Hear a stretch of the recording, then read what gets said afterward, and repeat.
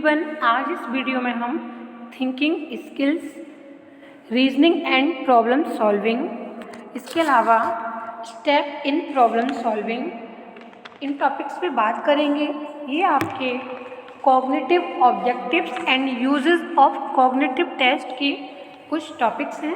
तो शुरू करते हैं आज का वीडियो। सबसे पहले हम जानते हैं कि चिंतन में यानी कि चिंतन को किसने बताया तथा चिंतन में क्या क्या पक्ष शामिल होते हैं। तो देखते हैं।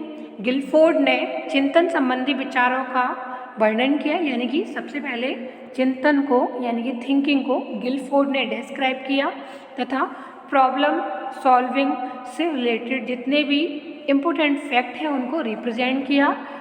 इन्होंने 5 बौद्धिक प्रक्रियाओं को सुझाया, यानी कि इन्होंने 5 प्रोसेस को बताया जो कि हमारी इंटेलिजेंसी से रिलेटेड होती हैं। तो उनको देख लेते हैं। पहले है संज्ञान यानी कि कॉग्निटिव, स्मृति यानी कि मेमोरी, अभिसरण चिंतन यानी कि कन्वर्जेंट थिंकिंग, और नेक्स्ट है डाइवर्जेंट थिंकिंग यानी कि अपसरण यानी कि अपसारी चिंतन, और फिर आता है मूल्यांकन या फिर इवैल्यूएशन। सबसे पहले हम कॉग्निशन के बारे में जानते हैं, संज्ञान के बारे में जानते हैं। संज्ञान क्या होता है? संज्ञान से मतलब है, संज्ञान का मतलब होता है खोज या पुनः खोज अथवा पहचान से, यानी कि कोई भी वस्तु अगर हम कहीं रख देते हैं या कोई हमसे किसी प्रकरण के बारे में पूछता है तो हम उससे कहते हैं कि ये चीज़ मेरे संज्ञान में है, यानी कि ये मेरे माइंड में है। इससे मतलब यानी कि ये मेरे दिमाग में है।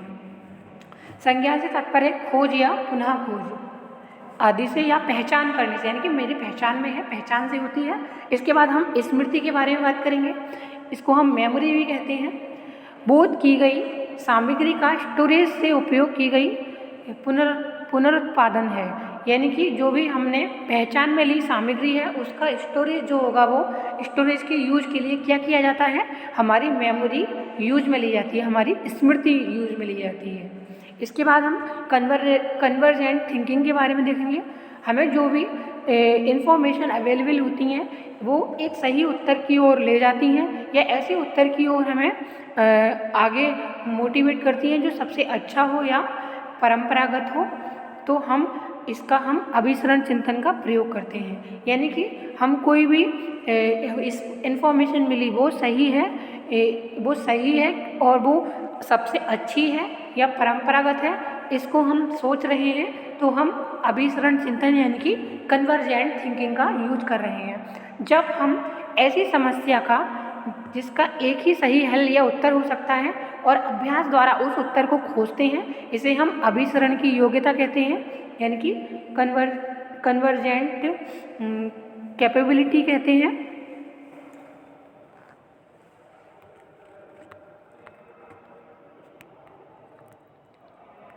कन्वर्जेंट की अभिसरण की योग्यता कहते हैं। इसमें कुछ योग्यताएं शामिल होती हैं, इंक्लूडेड होती हैं।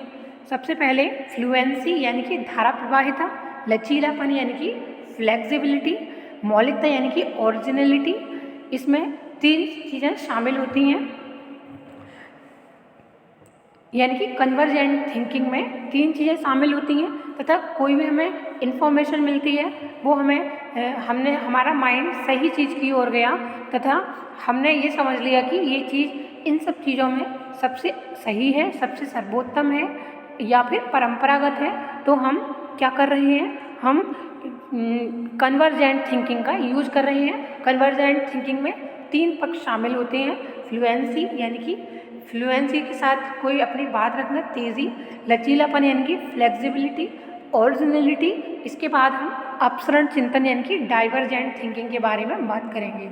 अगर हम डाइवर्जेंट थिंकिंग के बारे में बात करेंगे तो इसमें हम बहुत सारी दिशाओं में विचार करते हैं, यानी कि हम बहुत सारे पहलुओं पे सोचते हैं, कभी कुछ खोजते हैं और कभी हम विविधता की खोज करते हैं, यानी कि डाइवर्सिटी की खोज करते हैं। एक नए अथवा जो आमतौर से स्वीकृत नहीं किए जा सकते, यानी कि एक्सेप्टेड नहीं है, ऐसे उत्तर को खोज निकालने को गिलफोर्ड ने क्या कहा, डाइवर्जेंट थिंकिंग कहा।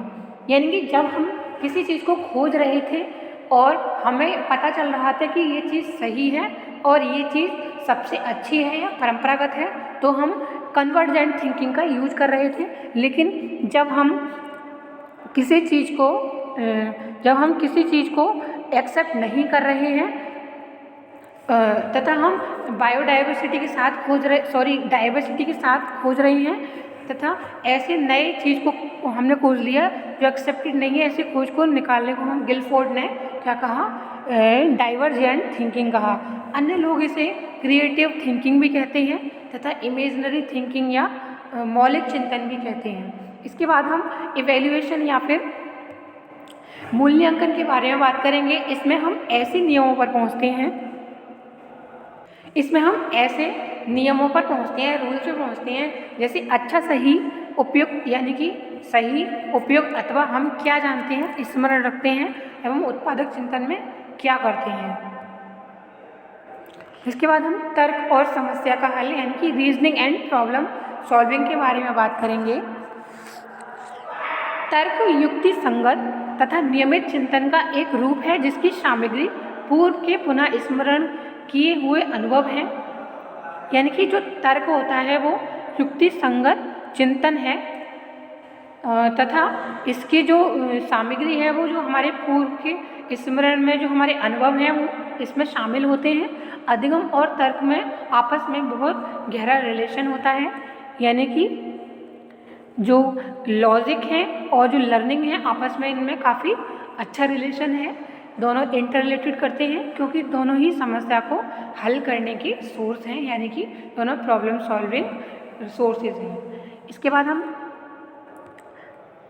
तर्क शक्ति यानी कि जो हमारी रीजनिंग कैपेसिटी है धीरे धीरे डेवलप होती है। इसकी जो ओरिजिन है वो सडनली नहीं हो सकती, ये धीरे धीरे एक सीक्वेंस में चलती है। स्कूल जाने वाले बच्चे की अवस्था जो होती है वो पहले की अवस्था में समस्याओं को सुलझाने की क्षमता से युक्त हो जाते हैं, लेकिन उनके जो एडल्ट के समस्या समाधान में यह काफ़ी डिफरेंस होता है। यानी कि जो घर पे बच्चे रहते हैं और जो स्कूल जाते हैं, तो जो स्कूल जाते हैं उनकी जो रीजनिंग करने की कैपेसिटी है, लॉजिक उनका बहुत अच्छा होता है। लेकिन जो स्कूल जाने वाले बच्चे हैं तो उनका जो रीजनिंग होगा वो उनके पेरेंट्स की कंपेयर में या जो बड़े लोग हैं उनकी कंपेयर में कम होगा। इसके अलावा अगर हम एडल्ट बच्चों की बात करें तो ये काफ़ी तीव्रता से प्रॉब्लम सॉल्व कर सकते हैं, अर्थात दोनों प्रॉब्लम सॉल्व में केवल मात्रा का अंतर होता है, ना कि ढंग का। इसके बाद हम समस्या हल के चरण यानी कि स्टेप इन प्रॉब्लम सॉल्विंग के बारे में बात करेंगे। डीपनेस तर्कपूर्ण चिंतन के निम्नांकित स्टेप बताए हैं। कठिनाई का अनुभव करना, इफ फेल्ट डिफिकल्टी, कठिनाई का निर्धारण करना, लोकेट एंड डिफाइन डिफिकल्टी, समस्या को समझना। नेक्स्ट है थर्ड, सूचना को ढूंढना, व्यवस्थित करना तथा उसका मूल्यांकन निर्धारित करना और प्रदत्तों का वर्गीकरण करना। Locate, evaluate and organise information, classifying data. इसके बाद फोर्थ देखते हैं हम लोग, उपकल्पना का मूल्य निर्धारण करना, इवेल्युएशन ऑफ हाइपोथेसिस, और लास्ट है हल को प्रयोग में लाना, अप्लाई द सॉल्यूशन। यानी कि सबसे पहले जब हम किसी समस्या का चिंतन करेंगे तो हम एक कठिनाई का अनुभव करेंगे, फिर हम कठिनाई क्या है इसको समझेंगे, यानी कि समस्या क्या है। इसके बाद हम सूचना को ढूंढेंगे, व्यवस्थित करेंगे, उसका मूल्यांकन करेंगे और डाटा का वर्गीकरण करेंगे। उसके बाद हम उसकी उपकल्पना बनाएंगे, यानी कि हाइपोथेसिस का मूल्यांकन करेंगे तथा उसके बाद हम जो हल निकलेगा उसको प्रयोग में लाएंगे। हल से परिचित होना, समस्या से परिचित होना।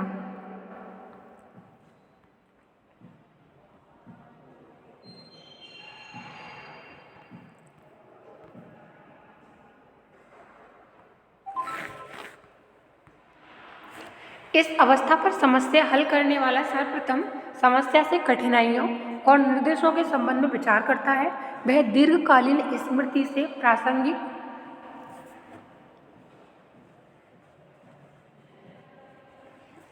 प्रासंगिक सूचना का प्रति उत्पादन करता है या कार्य के संबंध में अतिरिक्त सूचना संकलित करता है। इसके बाद नेक्स्ट है समस्या को समझना। समस्या से परिचित हो जाने पर उसे भली प्रकार समझना चाहिए, उसे अन्य समस्याओं से अलग कर उसकी व्याख्या अच्छी प्रकार करनी चाहिए। समस्या के महत्वपूर्ण अवयवों के विषय में जानकारी रखना सफल चिंतन की कुंजी है। समस्या को भली प्रकार समझने से उसके हल करने में सहायता मिलती है। इसके बाद थर्ड पॉइंट है सूचना को ढूंढना, व्यवस्थित करना तथा उसका मूल्यांकन निर्धारित करना। समस्या का संभावित हल प्राप्त करने के लिए कभी कभी व्यक्ति के पास पर्याप्त सूचना का होना जरूरी होता है, अतः यदि पर्याप्त सूचना नहीं है तो उसे समय तक प्राप्त करने की चेष्टा करते रहना चाहिए जब तक वह प्राप्त न हो जाए। पर्याप्त सूचना प्राप्त होने पर उसका मूल्य निर्धारण और उसे व्यवस्थित करना भी आवश्यक है। इसके बाद नेक्स्ट पॉइंट है उपकल्पना का मूल्य। उपकल्पना के मूल्य के अंतर्गत निर्धारण करना। उपकल्पना के मूल्य का निर्धारण करते समय 3 बातों का ध्यान रखना चाहिए। प्रथम, क्या प्राप्त निष्कर्ष द्वारा समस्या का पूर्ण हल प्राप्त हो जाता है। द्वितीय, क्या प्राप्त हल पूर्व में स्थापित तथ्यों और सिद्धांतों के अनुकूल है। तृतीय, उन नकारात्मक कारकों को दृष्टि में रखना चाहिए जिसके कारण निष्कर्ष पर संदेह हो सकता है। इसके बाद फिफ्थ है हल को प्रयोग में लाना।